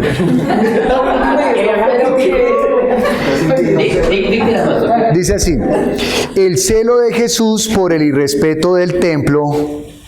El celo de Jesús por el irrespeto al templo lo lleva a la señal de destrucción del templo que es su cuerpo, para que se cumpla la escritura. Muy bien, aunque suena redundante, acá en la oración se está aclarando de la destrucción del templo con que es su cuerpo, ¿no? O sea, aclarando que la destrucción es de su cuerpo, ¿cierto? Sí. No, sí, pastor. Sí. El celo de Jesús por el irrespeto al templo lo lleva a la señal de destrucción del templo que es su cuerpo, para que se cumpla la escritura. Bien. Si nosotros pudiéramos decir, ¿de qué trata esa perícopa? Pues esa perícopa trata de que Jesús sintió celo porque estaban irrespetando su casa. Y al sentir eso, Él da una señal de que va a ser destruido su cuerpo. Y de esa manera va a cumplir la escritura. Estamos resumiendo el texto. Ahora faltaría, ¿qué? La aplicación. Listo, ya sabemos de qué trata el texto. Ahora, ¿eso qué tiene que ver conmigo? Todo esto que acabamos de leer, ¿qué tiene que ver conmigo? Porque ya sabemos de qué trata la historia, ya la resumimos en una sola frase. Ahora, ¿eso qué tiene que ver conmigo? Entonces, ahora sí, por favor, se van a tomar 5 minutos y van a elaborar una frase de aplicación, ¿de acuerdo? Antes de eso, quiero contarles algo. Le estaba contando al pastor Ludo, cuando usted genera estas divisiones, usted ya puede tener un esquema de predicación. Por ejemplo, ¿qué hablaría en la primera? ¿Qué podría hablar? Un esquema no quiere decir que tenga que hacerlo así, ¿no? Pero ya tiene un esquema. ¿Qué predicaría? Primero, que Jesús no le gusta el respeto por el templo, o sea, que Él está dispuesto a limpiarlo. ¿Sí? Podría usted hablar de eso, que Él está dispuesto a quitar lo malo, que Dios quiere que el templo permanezca limpio. ¿Por qué? Porque Él tiene un celo. ¿Dios es un Dios? Celoso. Dios es Dios celoso. ¿Sí? 3. Que ahora, ¿cuál es el templo? Inicialmente, ¿qué? El cuerpo de Cristo. Y entonces uno puede decir, pues ya después explica, el cuerpo de Cristo somos la iglesia. ¿Cómo mantiene limpio el cuerpo de Cristo? Pues manteniendo la palabra, ¿sí? Y ya usted termina ahí con la aplicación. Ya predicó del templo. Entonces, por ejemplo, el pastor Ludo y Camilo me decían, y nadie explicó nada de la Pascua. Aunque usted no explicara la Pascua, está explicando lo que quiere dar a entender ese texto. Pero como nosotros nos hemos vuelto tan meticulosos, Camilo hizo ahorita una prueba que me gustó mucho. Dijo, estamos comiendo las galletas, ¿no? Y pues yo no vi que ninguno cogiera la galleta completa y... No, sino que estaban comiendo la galleta y la partían. Algunos la partían por las mismas aberturas que ya tenían, ¿no? Entonces le quedan 6 pedacitos. Pero Camilo dijo, nos hemos vuelto tan meticulosos para predicar que le estamos haciendo esto a la palabra. Y cogió la galleta y la molió en su mano y quedó pulverizada. Y cuando quitó la otra mano, yo le dije, ya no se puede disfrutar. Quedó tan minuciosa que ya no se puede... No, ya al contrario. O sea, usted le ofrecían la galleta así molida en la mano y le dije, tome, ¿cómo usted la recibe? No, ya como que perdió la gracia, el gusto, ¿no? Y me pareció genial ese ejemplo, Camilo. Yo sé que eso fue de Dios ahí. Pero yo creo que de verdad a veces nos vamos tan meticulosos que perdemos. Y por ejemplo, usted llega a este texto y se pone a explicar la Pascua y usted está predicando desde el púlpito y cuando mira el reloj ya se le fue el tiempo de la predica y no explicó lo que tenía que explicar. Para este texto no es tan relevante. Usted podría explicar de ello. Claro, Jesús está hablando de la Pascua. La Pascua es el cordero que se mata y todo esto, ¿no? Que se inmola. Y él está hablando de la resurrección. Pues usted puede relacionarlo, ¿no? Pero podría relacionarlo de una manera rápida, fresca, si quisiera hablarlo. Es que ahí menciona la Pascua, no que ya fuera la fiesta, sino que se aproximaba. Sí. Por eso estaban todos los mercaderes, todos los cambistas ahí en el templo. Claro. Preparándose para ese momento. Esa es como la introducción. Y está bien, muy bien, Pastor Clímaco. Y entonces uno podría nombrarlo así. Sí, ya. Y la Pascua se aproxima. Y Jesús, estaban ellos ahí preparando todo para... Y Jesús también está diciendo que se acerca ¿a qué? Su muerte. Y usted lo relaciona. Pero lo que él quiere mostrar, pero usted no se queda, bueno, y la Pascua hace la memoria de cuando salieron de Egipto y entonces ellos untaron los lindeles de la puerta. No, cuenta rápidamente, ¿sí? Listo. Pastor, por eso nosotros sacamos el versículo 13 solo como introducción, porque Chévere. Solo está introduciendo a lo que viene, al suceso más importante que es lo que iba a pasar con Jesús y el templo. Por Bien. eso apenas fue introducción y no fue tan relevante, porque es el inicio. Pues me parece muy válido ahora que tú lo explicas y yo con esa explicación le daría una relevancia a ese versículo, lo dejaría solo y colocaría la muerte del Cordero. Con eso al final lo relaciono con la resurrección. Y ya. Pero así, repito, la Pascua ¿qué es? Un cordero que sacrificaban haciendo memoria de que Dios había pasado por alto la muerte de ellos. Ya, sale rápido. La sangre del cordero y ya, sale. ¿Sí? No le doy tan, porque necesitamos que entiendan que Jesús ¿qué quiere? Que el templo esté ¿qué? Limpio. Si Dios es celoso, ¿qué quiere de la iglesia? Que su esposa esté limpia. Sí, que la esposa esté limpia, pero otra vez, si Dios es celoso, ¿qué quiere de la iglesia? Que sea solo para Él. Si Dios es celoso, ¿qué quiere de la iglesia? Que la iglesia también sea celosa de sí misma. Que no deje meter. ¿Nosotros somos celosos? No. Claro, que sea fiel, o sea, nosotros somos celosos como la misma iglesia. ¡Ay, estoy sucio! ¡No! O toleramos la inmundicia. Entonces, que seamos celosos. Yo soy... Entonces pregunta, ¿nosotros como iglesia somos el cuerpo de Cristo? Sí. ¿Somos el templo de Cristo? Sí. ¿Guardamos este templo con ese celo? ¿Lo guardamos con ese celo? ¿Usted es celoso? ¿Usted es celoso con este templo? Perdón, Señor. una pregunta. Mirando las otras funciones en Mateo, Marcos y Lucas, él dice ahí que no dice de mercaderes, sino que dice: han convertido mi casa en cueva de ladrones. Cueva de ladrones. Entonces, imagínense, están utilizando. ¿Pero qué es la cueva del ladrón? El ladrón es el salteador. Sí. La cueva del ladrón es donde el ladrón se siente cómodo. Escondido, está seguro ahí. Entonces, en esa predicación yo haría esa pregunta. Ya la gente dice: ay, sí, nosotros somos el cuerpo de Cristo, Él nos purificó. Sí, ahora, ¿usted está guardando ese templo con ese celo? ¿O lo está dejando que la inmundicia se sienta ahí feliz como el ladrón en la guarida? Ay, qué chévere, por fin llegué a este lugar y... ¿O estamos guardando este templo con el celo que el Señor tiene por nosotros? O sea, que ese sería el propósito del Espíritu Santo.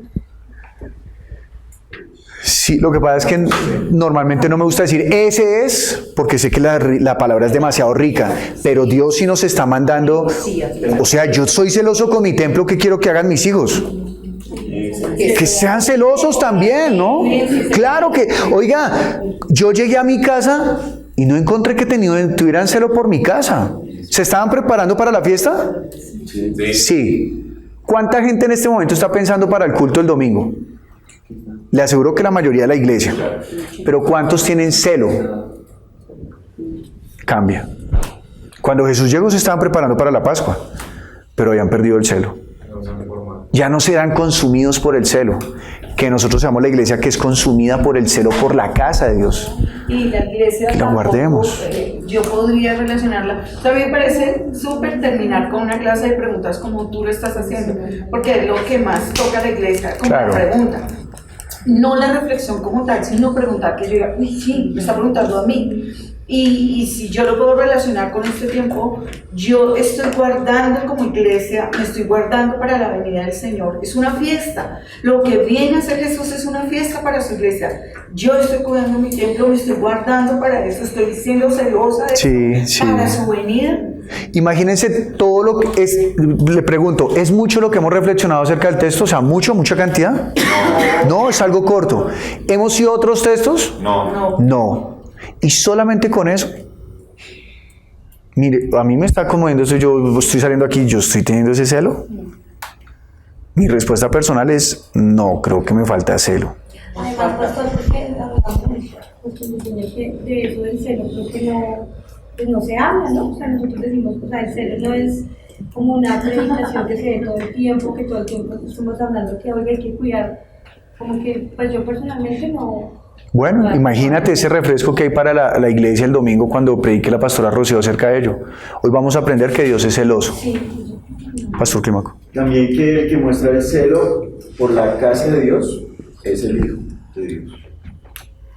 Y teniendo eso en claro con lo que comenzamos en la primera sesión de hoy, si nosotros somos los obispos, los ministros de la iglesia, ¿qué nos corresponde mostrarle a la iglesia? El celo por su casa. En este caso, a mí me gusta mucho que no se extienda demasiado, ¿no? Eso me parece chévere, sobre todo porque la idea es transmitir la palabra a las personas. Primero a nosotros y luego a las personas. Pero por ejemplo, en este caso hay un tema que no lo mencionamos y es la autoridad que tiene Jesús. Él está llegando, eso es lo que está impresionando a los judíos. La autoridad hace todo lo que hace, ¿no? Sí. Como en este caso que está el celo como algo muy fuerte, pero también está la autoridad como algo muy fuerte que sería recomendable. No lo tocamos, porque no se tocó. No se tocó, porque no lo destacamos, ¿no? En este punto, en el del 18 al 21. ¿Cómo lo metería? Sí, no se nos iba quedando esa parte, me parece importante. ¿Alguien tiene Pastor John y Michael también? Ok, Pastor John, Mike. Tú estás señalando. Entonces Michael y Pastor Clímaco.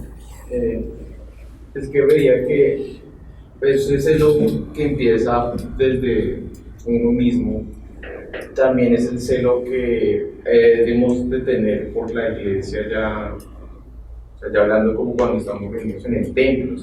Sí. Y ese celo que mostró el Señor Jesucristo, mostró en los discípulos el recordar la palabra y el creer en la Escritura y creer en las palabras de Jesús. Entonces, si una iglesia no está viendo celo, pues las personas los que están en la iglesia no van a estar, o sea, como viviendo la palabra, porque lo que generó los discípulos fue recordar que lo que estaba sucediendo ahí era algo ya escrito.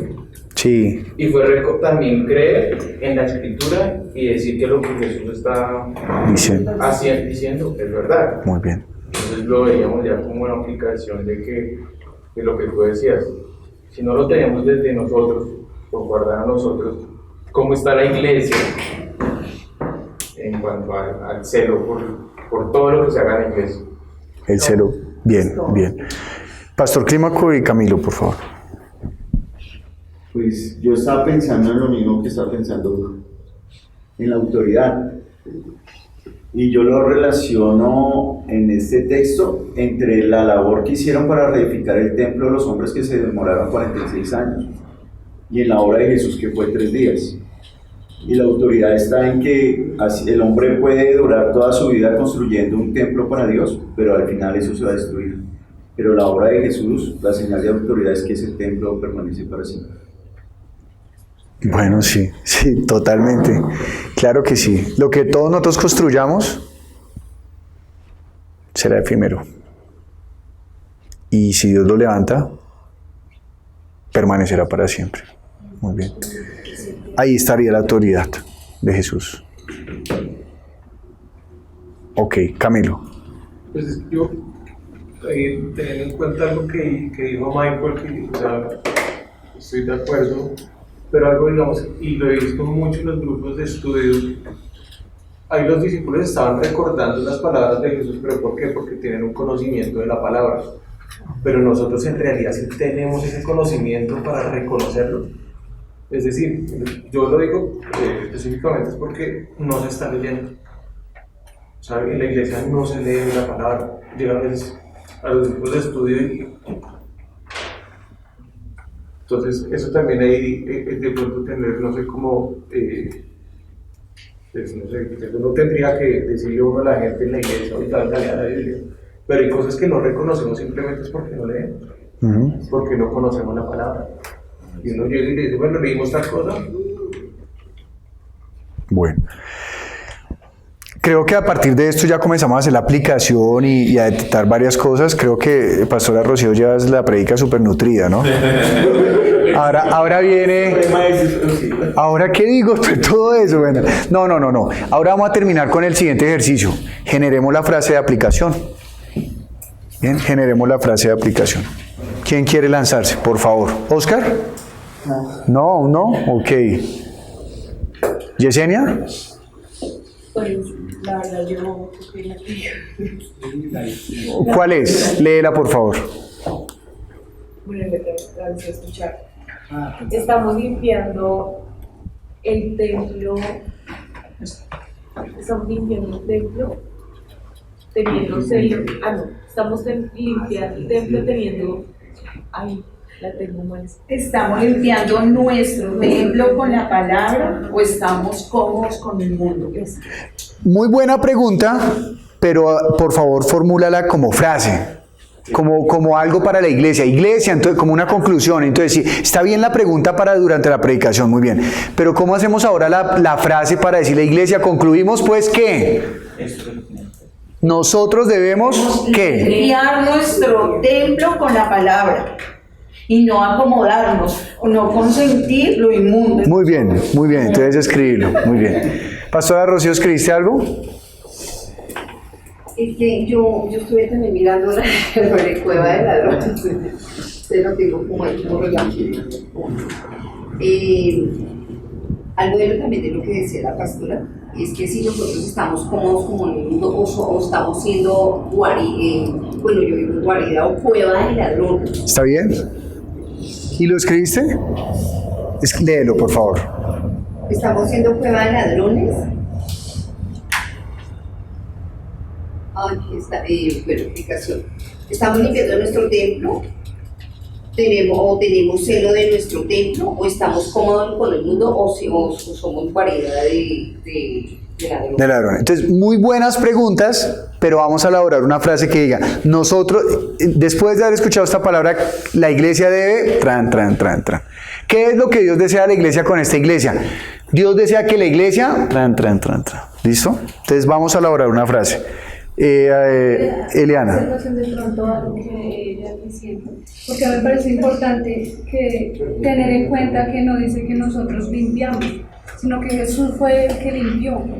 Bueno, muy bien, pero como es conclusión... Nosotros, yo también lo limpio, porque no soy yo el que limpio.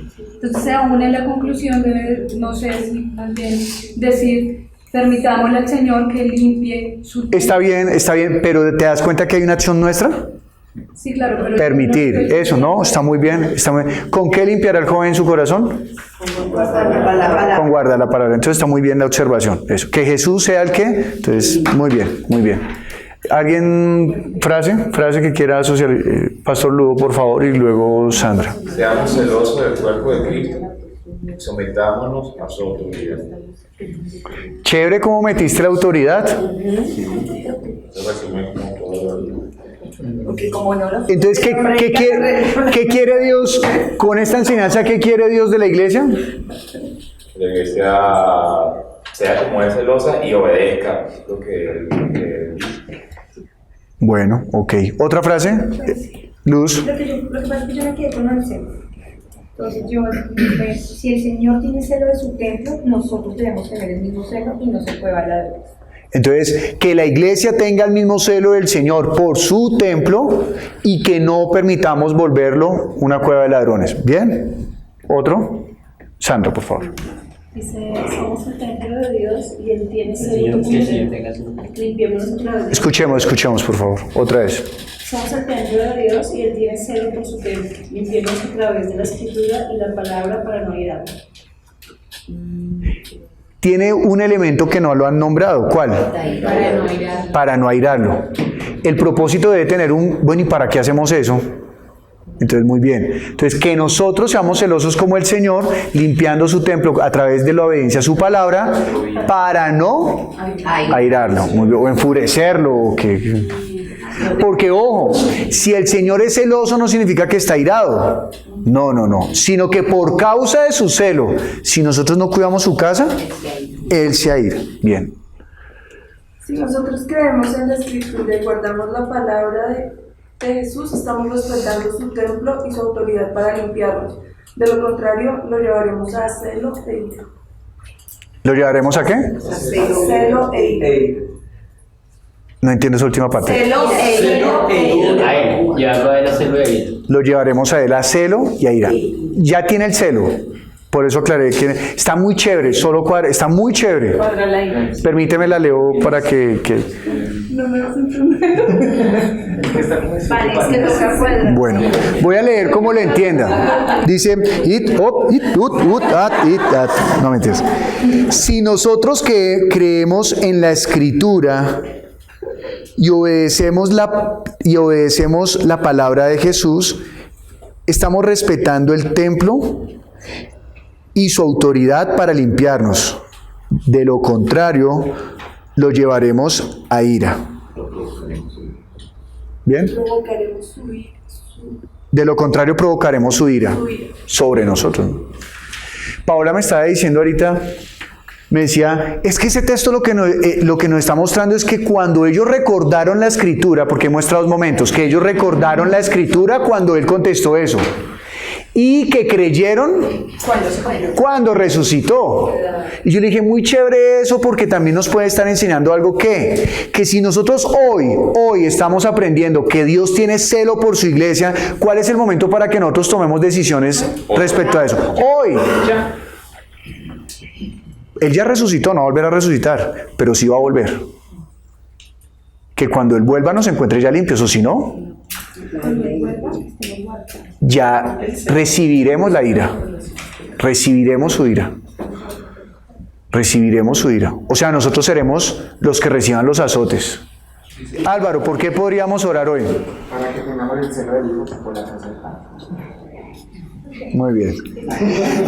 Dios y Padre, te damos muchas gracias hoy por este tiempo que hemos podido compartir todos juntos, Señor. Hoy clamamos a ti, Señor, que perdone, Señor, por la inmundicia que hemos permitido entrar a la iglesia, Señor, a nuestras propias vidas, Dios. Hoy te damos gracias por esta palabra que nos limpia, Señor. Límpianos con tu palabra, limpia la iglesia con tu palabra, Señor. Hoy hemos aprendido que tú eres Dios celoso, que quieres que tu iglesia permanezca limpia, santa, Padre bueno. Ayúdanos hoy, por favor, en el nombre de Jesús. Límpianos, Señor, que nosotros como ministros seamos sirviéndote a ti y a la iglesia con manos limpias, que no permitamos que entren ladrones, Señor, a hacer guarida dentro de tu iglesia, sino que nosotros la guardemos guardando, permitiendo que tu palabra obre en cada uno de nosotros, obedeciendo, humillándonos hasta hacernos pequeños, hasta inclinarnos hasta tus pies, Señor, para darte a ti la gloria, la honra, Padre Santo. Ayúdanos, por favor, Padre bueno. Padre, por favor, limpia tu iglesia, limpia esta tu casa, limpia este tu templo. templo, Señor. Límpianos a todos y cada uno de nosotros, para que nosotros no te provoquemos a ira. Ayúdanos a vivir con el mismo celo que el Hijo vivió por tu casa, Señor. Que haya en nosotros el mismo sentir que hubo en Cristo Jesús. Padre, damos gracias por este tiempo y te pedimos que nos lleves con bien hasta nuestras casas. En el nombre de Jesús, Señor, hemos orado. Amén. El Señor esté con ustedes y espero que este tiempo haya sido de mucho provecho para con cada uno. Muchas bendiciones.